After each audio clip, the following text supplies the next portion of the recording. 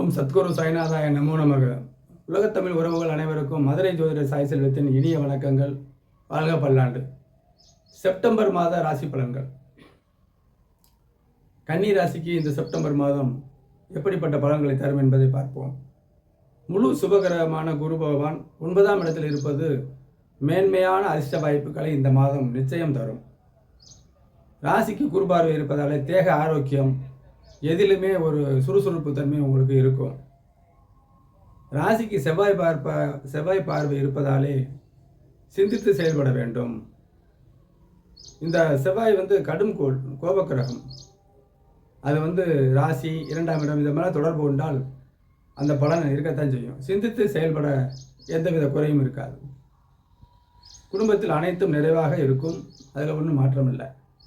வேலையில் மட்டும் அதிக உழைப்பு. அதாவது ஒரு விஷயத்துக்கு நல்ல ஒளி கிரகத்துடைய தொடர்பு இருந்தால் மேன்மையானது. அதே கிரகங்களுக்கு இருட்டு, சனி, ராகு, இந்த செவ்வாய் இந்த மாதிரி கிரகங்கள்லாம் தொடர்பு கொண்டால் அது ஒரு பின்னடைவான பலனை தரும். இப்போ வேலை ஸ்தானத்தில் நீங்கள் கடுமையாக பிரயாசப்பட வேண்டிய சூழ்நிலைகள் இருக்குது. குடும்ப வருமானம் மற்றபடி மகிழ்ச்சிகள்லாம் குறையில்லை. செப்டம்பர் 20 முதல் அனைத்திலும் மேன்மை உண்டு. இந்த மாதம் செப்டம்பர் 20 அனைத்திலும் மேன்மையான சமாச்சாரங்கள் நடக்கும்.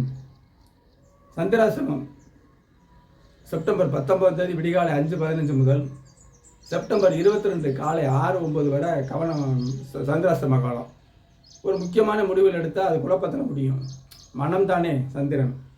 அப்போ சந்திரன் 8ல் மறையும் பொழுது நமக்கு சிந்தனை திறன் குறையும். இதுக்கு தான் அந்த மகான்கள், நம்மளுடைய முன்னோர்கள் சொல்லி வச்சுருக்காங்க. ஜோதிடத்தில் சந்திராசிரமத்தில் அந்த முக்கிய முடிவுகளை தவிர்க்கணும்.